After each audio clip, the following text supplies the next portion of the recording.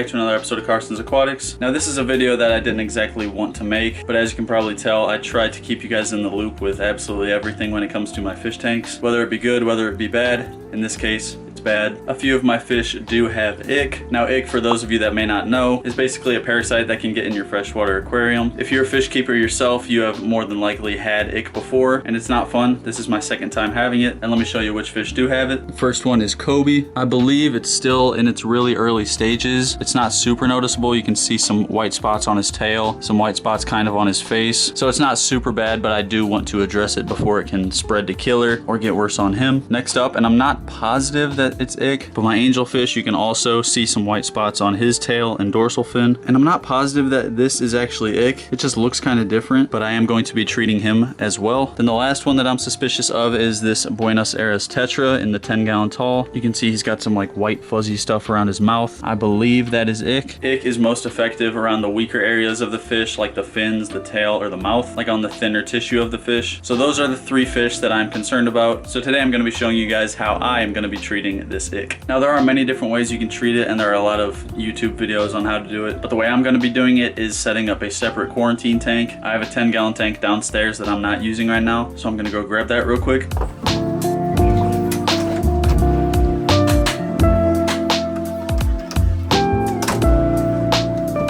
Alright, so I did just go ahead and take this tank outside and spray it down with the hose. There was some black sand left in the corners from my last tank setup in this tank, but all of the black sand is completely out. So now what I'm going to do is fill this tank up with water from the 55. We're actually going to do like half of this tank with old tank water, and then the rest will be brand new water. And I am just going to set up this tank right here. There is enough space for me to still open this door a little bit if I need to. I'm setting it up right here so I can use the power strip under the 55-gallon tank. And this tank will only be here for like a week at most, probably less. So that's why we're doing it here.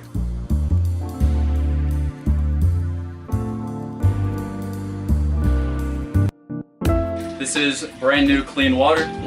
Gonna put it in the tank.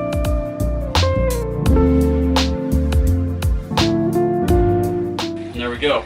All right, so I just went ahead and filled the 55 almost all the way back up, not quite, but also since Kobe, the angelfish, and the tetra are all going in the same tank, I need to divide this tank at least into two parts, or else Kobe will attack the tetra and the angelfish because he is aggressive. So I went looking in my basement for something that I could use to divide the tank, and I happened to find this massive sheet of plexiglass. So I'm gonna go ahead and measure and cut this.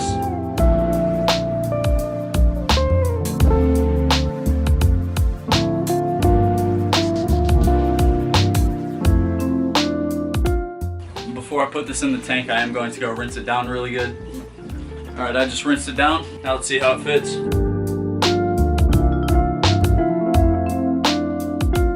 It's just about perfect. One more thing I am gonna do though is poke some holes in this sheet just so the water can circulate throughout the whole tank, along with the medicine that I'm gonna be putting in.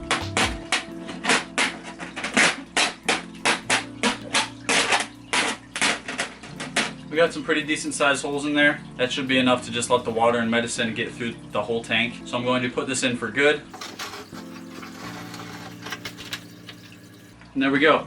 I just went ahead and hooked up a heater in the quarantine tank. Ick actually goes through its life cycle much faster if the temperature is higher. So I'm gonna keep this tank around 80 to 82 degrees. That will kind of help speed up the whole process. I'm also gonna hook up this LED bubbler. This tank is not gonna have a filter, so this bubbler will just help with circulation and keeping a lot of oxygen in the tank. But before I hook up that bubbler, I do want to name the crawfish that I got 2 videos ago. The name that was easily the favorite in the comments was Larry. So that is the name I'm going with, Larry the Lobster, like from SpongeBob. Here's the comment that said it first. Yeah, Larry the Lobster. He's doing great. His colors are popping and he's just chilling. But anyway, now I'm going to hook up this bubbler in the quarantine tank. I just rinsed down the bubbler and I'm gonna put it on this side. This is an LED bubbler, so it will also put off some blue light. I think that'll look pretty cool. Not that this tank is supposed to look cool. It's just supposed to heal the fish, but might as well make it look cool in the meantime. And now the blue light. And there we go. Now just the screen lid, and then we're all done, other than the fish and the medicine. But let's just get a quick look. And there it is, our quarantine tank setup. I'm gonna go ahead and scoop the fish out of their tanks and put them in place. Got the angel, oh no. All right, got him. And into the quarantine tank he goes. Alright, so I did also just go ahead and catch the Buenos Aires Tetra that is sick. I knew it was going to take a million years to catch him, which it did, so I didn't even bother filming. There he is right there. And then the last one to get is Kobe, and he'll be going on that side. Alright, I just caught Kobe, and right down into the quarantine tank. There you go, bud. And there we have all 3 of the sick fish in their tank. And of course, there could still be other fish that have it. It just hasn't shown up on them. If other fish do start showing it, then I will add them to this tank. But now the hard part is done. The tank is set up, the fish are in the tank. Now all that's really left to do is add the treatment. And this is what I'm going to be using, a Maggitarium parasite remedy for freshwater or saltwater fish. This is apparently all natural. It's an effective herbal alternative to chemical medications. So that's what I went with. It says to add 5 milliliters per 10 gallons. This is a 10-gallon tank. I'm going to take this little measuring cup off of this water conditioner thing and just use that. And there we go. Now I'm going to pour some on both sides.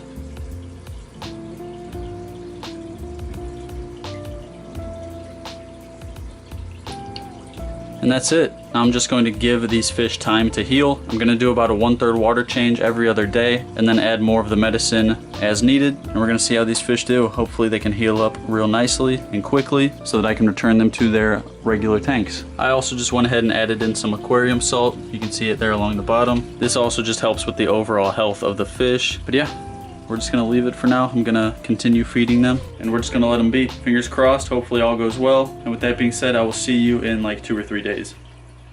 Alright, so it's now 2 days later, and real quick I want to show you a couple of changes that I made to the quarantine tank. Right off the bat, you can see that all 3 of my Buenos Aires Tetras are in the quarantine tank. Originally only 1 of them was in here, but I did start seeing white dots appear on the other 2's tails. And then as you can see back there, I did add in another air stone, one for this side. Last night when I was feeding these fish, when I dropped in the flakes on Kobe's side, they were all flowing around, getting pushed around by the bubbles, but the ones on this side were just literally sitting there. So that's when I realized that there's not nearly enough circulation on this side. So I went ahead and hooked up another aerator, and you can just tell by the surface it is already much better. So now I am going to do a quick water change, and I'm going to reapply the medicine to compensate for whatever water I took out. So I thought I'd just show you how I do that real quick. Yes, I am in my pajamas. Sorry, not sorry. Got my bucket right here. Since this tank is on the ground, I cannot use the siphon because gravity exists. So the way I'm gonna have to do this water change is just to scoop up water with a cup, and then I'll put it in this pitcher, and then I'll just put it in the bucket. So yeah, here we go.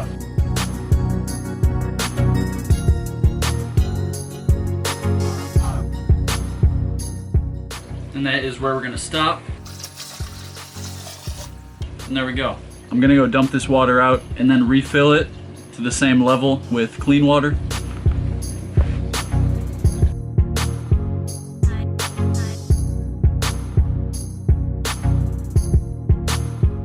And that's where we'll stop. Then the last thing to do is reapply the treatment that I'm using. Again, here's a look at it. That should be good. And there we go. And we'll actually do just a little bit more just for good measure. And there we go. And then just a little bit more aquarium salt.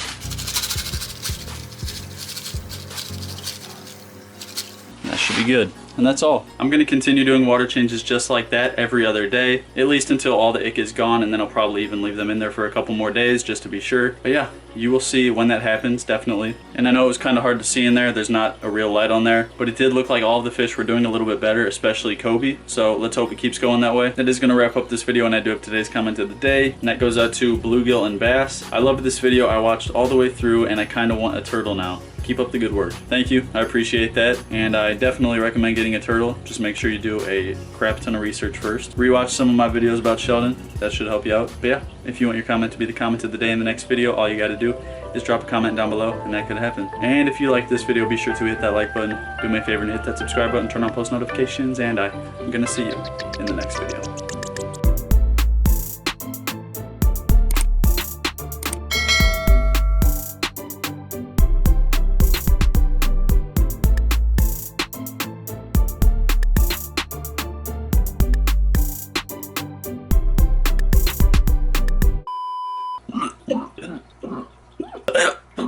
These damn hiccups, bro. Oh my god.